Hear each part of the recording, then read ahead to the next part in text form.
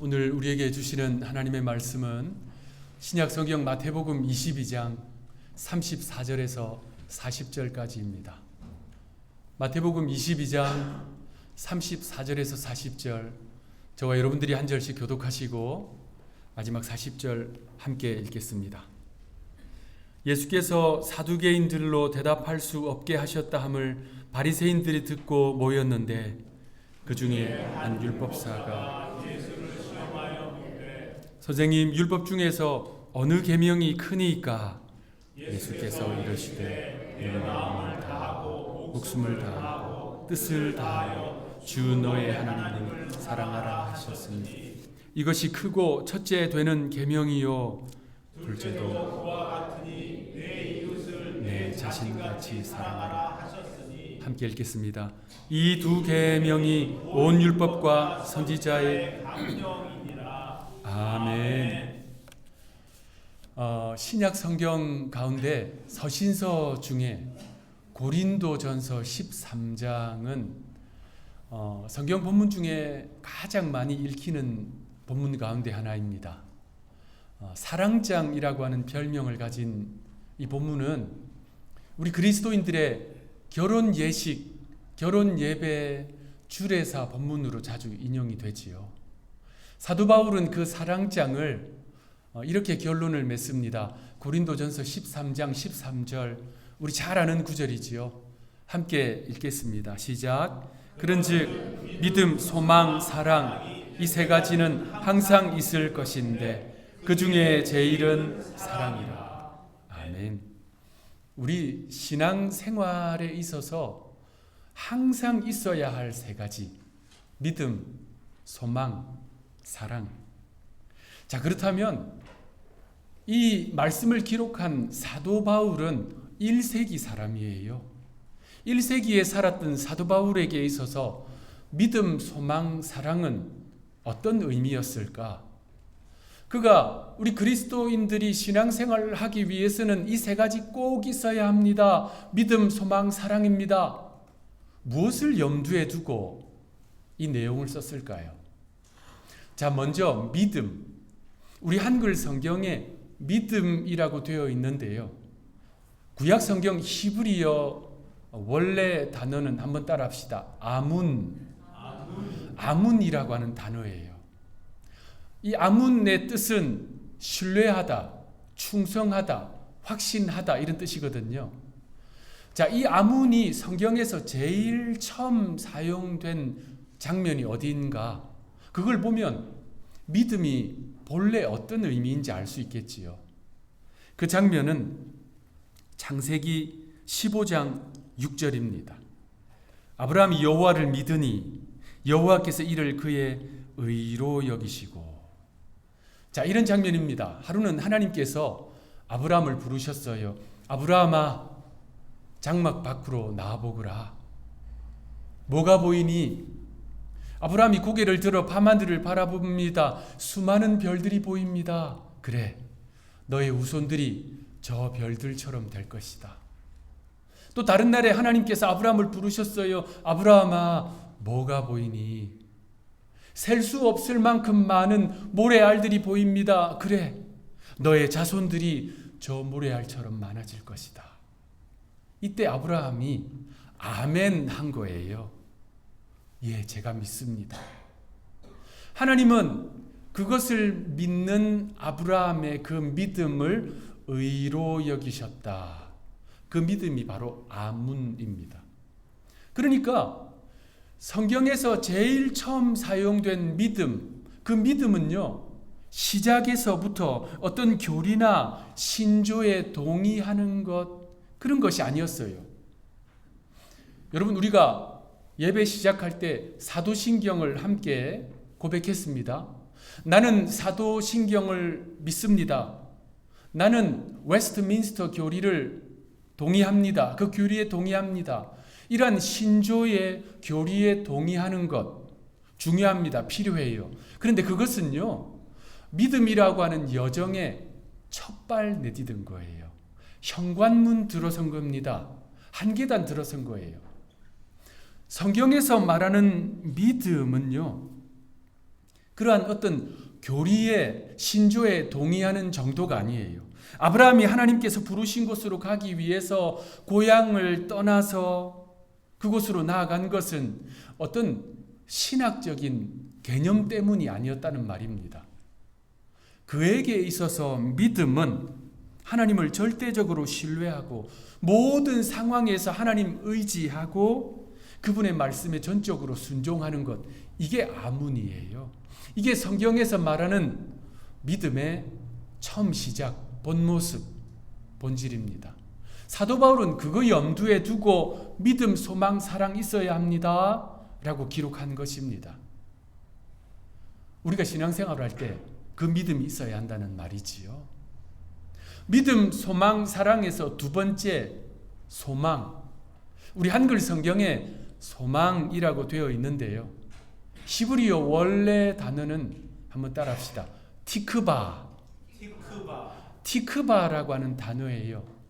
마찬가지로 이 단어가 언제 처음 사용되었는가 그 장면을 보면 바울이 우리에게 그리스도인들에게 소망이 있어야 합니다 라고 했는데 그 소망의 의미가 무엇인지 뭘 염두에 두고 말했는지 알 수 있어요.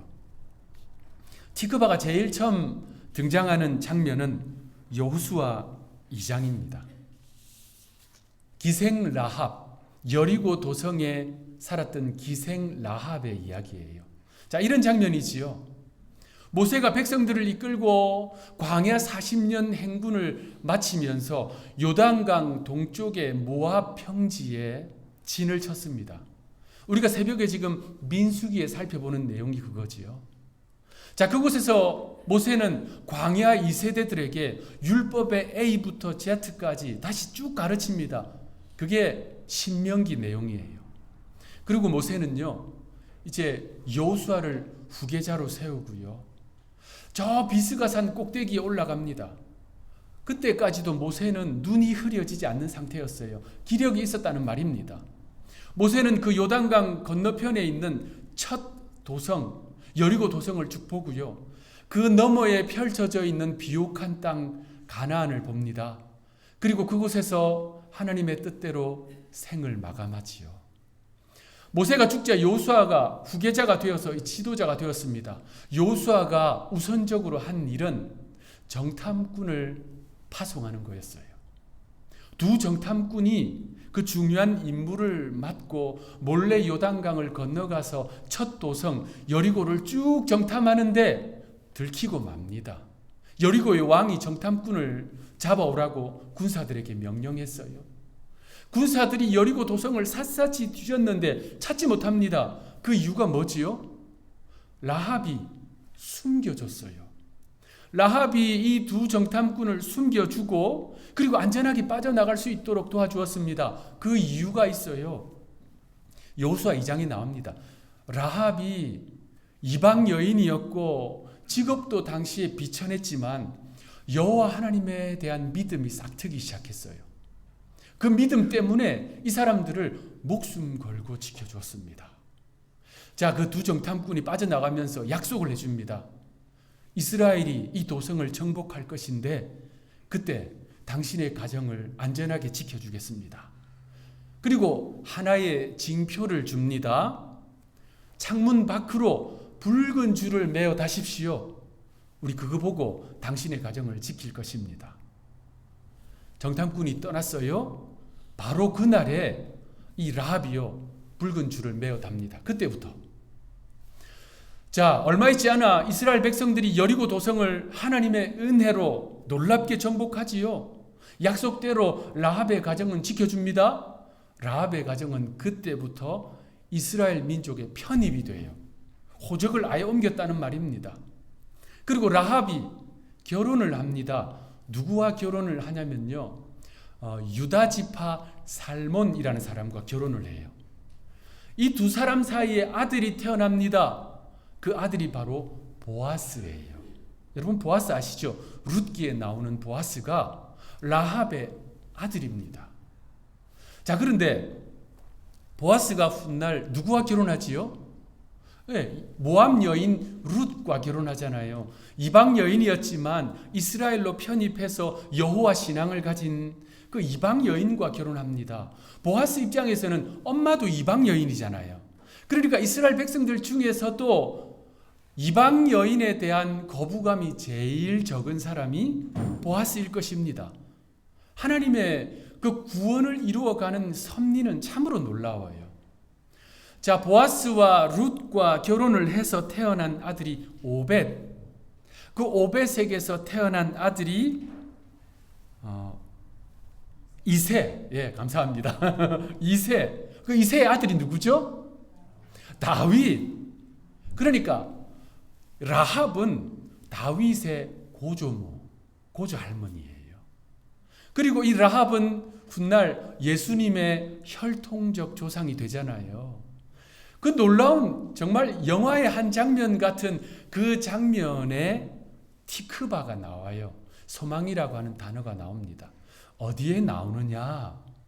라합이 창문에 묶어 매어단 붉은 줄, 그게 히브리 원어로 티크바입니다. 사도 바울이 말한 소망이 바로 그거예요. 붉은 줄. 지금 내 눈앞에 아무것도 안 보이지만 하나님의 약속을 믿고 구원의 약속을 믿고 의지하는 것, 붙드는 것, 그게 바로 티크바입니다. 여러분 혹시 이 노래 들어보셨는지 모르겠습니다. 제가 한 소절 불러보겠습니다.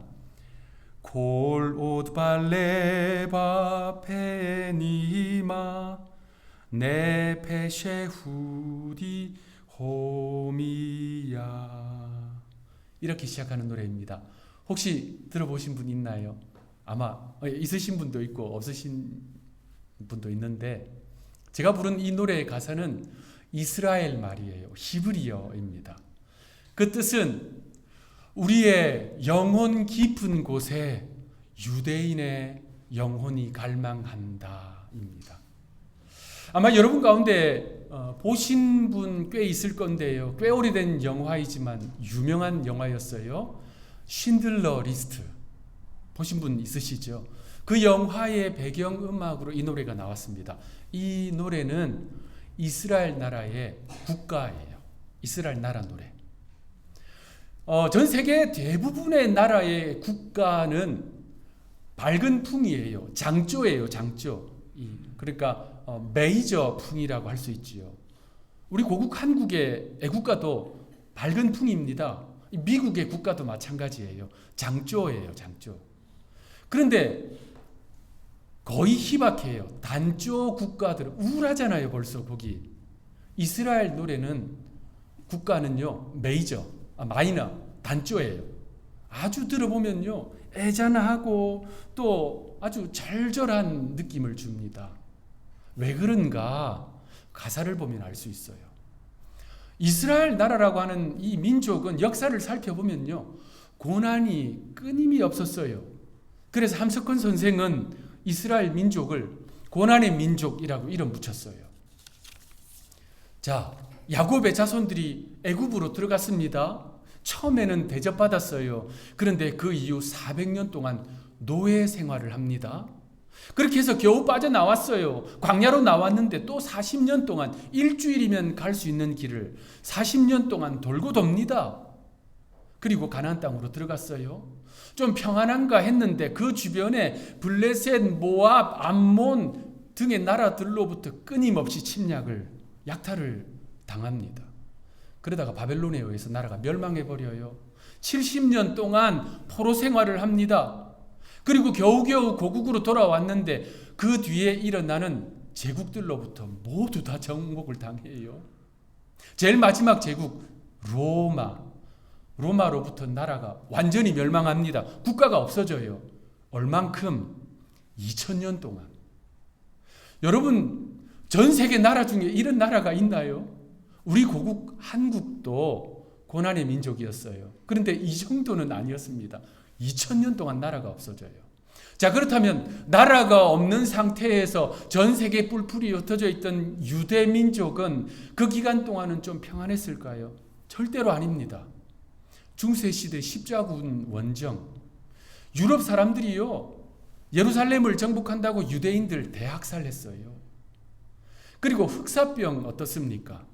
그때 이런 소문을 퍼뜨렸어요. 유대인들이 마을의 우물에 독을 탄다. 그래서 또 유대인들 대학살 당했습니다. 근대에 와서 히틀러 어떻게 했어요? 무려 600만 명을 희생시켰습니다. 인류 역사 가운데 이런 민족이 거의 없어요. 이스라엘 외에는. 자, 그러한 고난과 역경이 켜켜이 쌓여있는 그 민족, 그 가운데에서도 소망의 노래를 부르는 것, 그게 앞서 불렀던 이스라엘의 국가예요. 가사가 보면요, 그러한 고통이 새어 나옵니다. 묻어 나와요. 자, 그 노래의 제목이 뭐냐면요, 하티크바입니다. 티크바는 앞서 말씀드렸지요. 소망이라고. 고통 중에 붙잡는 소망. 하는 정관사예요. 그러니까 그 소망, 우리가 붙잡아야 할 그 소망, 이게 그들의 국가의 제목입니다.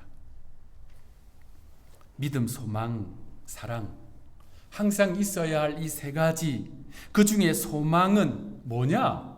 고난과 역경 속에 부여잡는 붉은 줄입니다. 자, 그 붉은 줄이 뭘까요? 뭘 상징할까요? 당연히 예수님의 십자가지요. 예수님의 보혈이 묻어있는 그 십자가, 그게 바로 붉은 줄, 하티크바입니다. 그래서 소망은 무엇인가? 사도 바울이 말하는 그 소망, 믿음, 소망할 때 그 소망은 한치 앞을 알 수 없는 상황이지만 우리가 십자가를 끝까지 부여잡는 것, 그게 바로 소망입니다. 우리에게 그러한 소망이 있어야 할 줄로 믿습니다. 믿음, 소망, 사랑, 이제 마지막 사랑. 사랑이 마지막이지만 그 중에 제일은 사랑이라. 제일 중요하고 제일 우선으로 해야 할 사랑. 오늘은 그 사랑 이야기를 좀 깊이 하고자 하는데요. 우리 한글 성경에 사랑이라고 번역된 이 단어의 히브리어 원래 단어는 한번 따라 합시다. 아하바라고 하는 단어예요. 이것을 헬라어로 번역하면 우리에게 익숙한 아가페입니다. 그러니까 아하바와 아가페는 같은 뜻이에요. 자, 이 단어가 성경에서 제일 처음 등장하는 장면 아주 중요합니다. 창세기 22장 2절 우리 합독하겠습니다. 시작. 여호와께서 이르시되 네 아들 내 사랑하는 독자 이삭을 데리고 모리아 땅으로 가서 내가 네게 일러준 한 산 거기서 그를 번제로 드리라. 자, 여러분 이 장면 잘 아시지요? 하나님께서 아브라함에게 정말 충격적인 명령을 하셨어요. 네 사랑하는 독자 이삭을 데리고 모리아 산으로 가서 그를 번제의 제물로 바쳐라. 하나님의 그 명령을 받고 아브라함은 한숨도 못 잤어요. 뜬 눈으로 밤을 지새웁니다. 동이 트자마자 아들을 데리고 모리아 산으로 떠납니다. 왜 모리아 산으로 가는지 부인이자 이삭의 엄마인 사라도 몰랐고 이삭도 몰랐고 데리고 가는 그 시종들도 몰랐습니다. 오직 아브라함만 알고 있는 거지요. 모리아산 아래에 도착하자 아브라함은 하인들을 그곳에 머물러 있게 합니다. 이삭만 데리고 올라갑니다. 이삭의 어깨에는 나무가 지워져 있었어요. 번제에 사용할 나무. 정상에 도착하자 아브라함은 이삭이 지고 온 그 나무에 이삭을 묶습니다. 칼을 들어서 내리치려고 하는 순간 하나님께서 아브라함아 스탑 말씀하셨어요.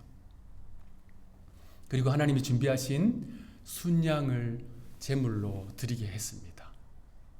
자, 그 장면에 성경에 최초로 아하바가 나와요.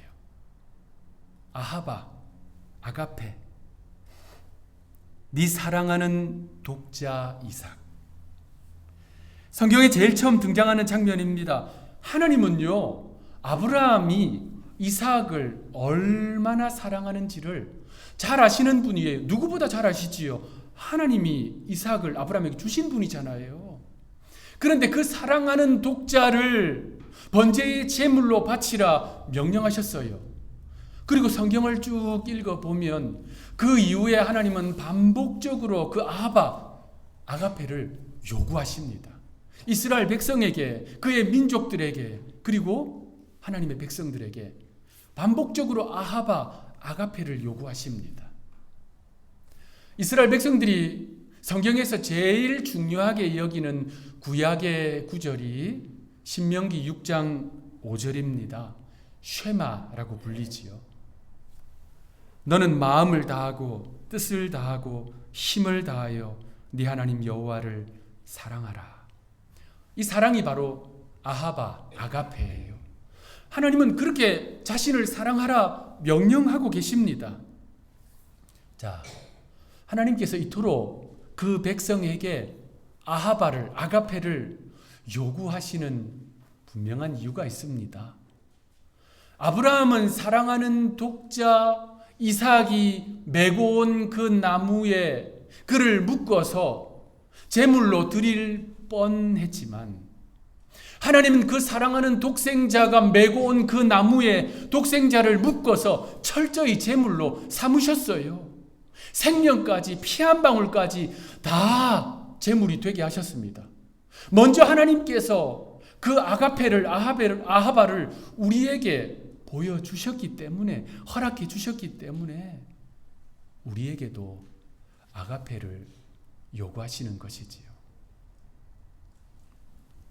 그래서 믿음, 소망, 사랑의 이 사랑은, 성경이 말씀하시는 사랑은요, 가슴 따뜻해지는 사랑, 마음 푸근해지는 감정, 이게 아니에요. 그런 거 아닙니다. 철저히 자신을 내어주는 사랑, 생명까지도 내어주는 사랑, 그것이 바로 믿음, 소망, 사랑의 사랑입니다. 우리 신구약 성경에 쭉 확인해 보면 믿음이라고 하는 단어가 약 250번 나와요. 엄청 많이 나오는 거예요. 소망이라는 단어가 140번 정도 나옵니다. 사랑이라고 하는 단어는 무려 800번 가까이 나옵니다. 그러니까 우리 성경은 사랑이라고 하는 단어로 도배되어 있는 책입니다. 왜요? 하나님이 그만큼 중요하게 여기시기 때문입니다. 제가 우리 교회 사역을 처음 막 시작했을 때 우리 교회 어떤 분이 저에게 찾아와서 이 이야기를 하셨어요. 아주 진지하게 이야기를 하셨어요. 목사님, 사랑의 목회자가 돼 주십시오. 우리 교회 사랑이 넘치는 교회가 되게 해 주십시오. 이제 부임하는 담임 목사에게 진지한 마음으로 그 말씀을 하시더라고요. 제가 이제 그 이야기를 듣고 그분과 함께 교회 생활을 쭉, 누군지 추측하지 마십시오. 쭉 함께 교회 생활을 해오고 그분의 교회 생활을 보는데 왜 그걸 그렇게 진지하게 이야기하셨는지 알겠더라고요. 그분이 그 사랑의 실천의 본이 되는 분이더라고요.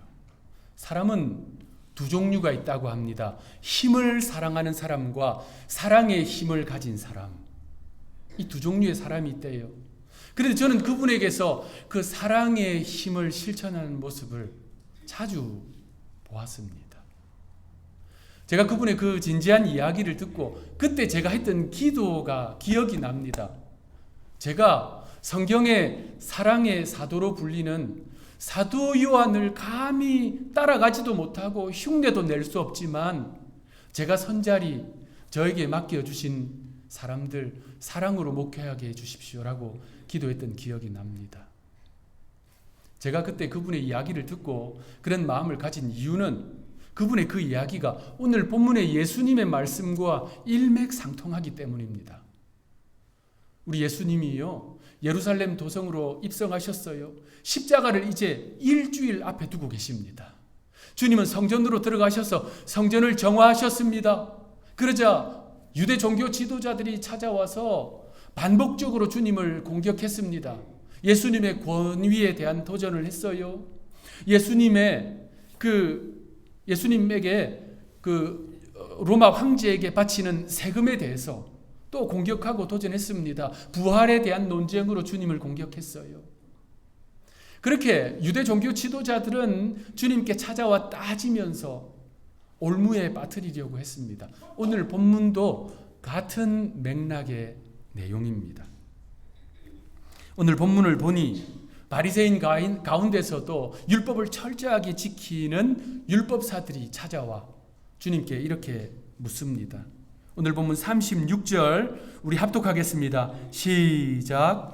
선생님, 어느 계명이 크니까? 자, 율법사는 예수님을 시험하기 위해서, 바꾸어 말하면 율법적인 논쟁을 통해서 예수님을 올무에 빠뜨릴 목적으로 이것을 물었어요. 율법 중에, 계명 중에 어느 계명이 제일 큽니까? 자, 유대교는요, 구약의 율법을 613가지로 분류를 쫙 했어요.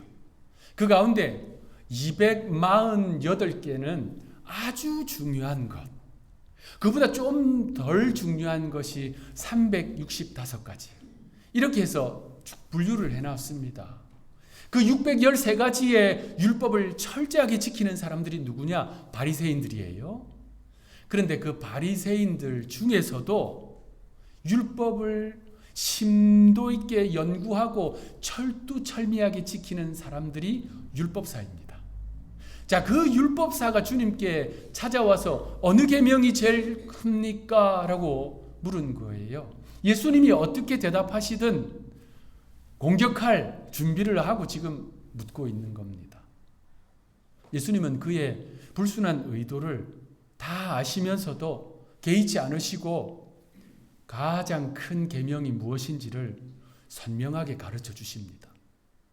여러분, 예수님이 제일 큰 계명이다 말씀하시면 그게 제일 큰 계명이겠지요. 다른 게 뭐가 있겠습니까? 이견이 있을 수 없습니다. 예수님이 이게 제일 크고 중요하다 말씀하시면 그게 제일 크고 중요합니다. 오늘 본문에서 주님은 이렇게 가르쳐 주십니다. 37절에서 40절 우리 한 목소리로 읽겠습니다. 시작. 예수께서 이르시되 네 마음을 다하고 목숨을 다하고 뜻을 다하여 주 너의 하나님을 사랑하라 하셨으니 이것이 크고 첫째 되는 계명이요 둘째도 내 이웃을 내 자신같이 사랑하라 하셨으니 이 두 계명이 온 율법과 선지자의 강령이니라. 하나님을 사랑하라, 내 이웃을 사랑하라, 이 두 계명이 온 율법과 선지자의 강령이다. 이게 제일 중요하다는 거예요. 예수님이 이게 제일 중요하다 말씀하시니까 우리 그거 무엇보다도 이거 우선적으로 해야 되겠지요. 이거 우선적으로 실천하면 됩니다. 그거 하나님 기쁘시게 하는 일입니다. 예수님께서 하나님을 사랑하라 라고 하신 이 말씀은 구약 신명기 5장 5절 말씀을 인용하신 거예요. 내 이웃을 사랑하라 하시는 말씀은 레위기 19장 18절 말씀을 인용하신 것입니다. 하나님을 사랑하라, 이것은 10계명의 1계명부터 4계명을 요약해 놓은 거예요. 내 이웃을 사랑하라, 이것은 10계명의 5계명부터 마지막 10번째 계명을 요약해 놓은 것입니다. 그래서 주님은 이 두 가지가 제일 크고 중요하다 말씀하신 거예요. 자, 오늘 본문에 나오는 이 사랑, 두 단어, 두 구절에 나오는 사랑은 제가 앞서 설명드린 아가페입니다. 말씀드린 대로 아가페는 철저히 실천적인 사랑입니다. 자, 그렇다면 하나님을 사랑하는 것이 무엇일까요? 어떻게 하는 것이 하나님 사랑하는 것일까요? 예수님이 그게 제일 중요하다 말씀하셨는데 그게 뭘까요? 신명기는요, 분명하게 가르쳐주고 있습니다. 신명기는 하나님을 섬기고 그 계명을 지키고 그 말씀에 순종하는 것, 그게 하나님 사랑한다는 거예요. 하나님 사랑해야지 마음을 품고 하나님 사랑합니다 입술로 말하는 것, 이게 아니라는 거예요. 그거는 기본이고요. 진짜 하나님을 사랑하는 건 뭐냐? 그 계명 지키고 그 말씀 따르고 그를 섬기고 순종하는 것이다. 예수님도 같은 말씀을 하셨습니다. 요한복음 14장 15절 너희가 나를 사랑하면 뭐라고요? 나의 계명을 지키리라. 이게 예수님을 사랑하는 겁니다.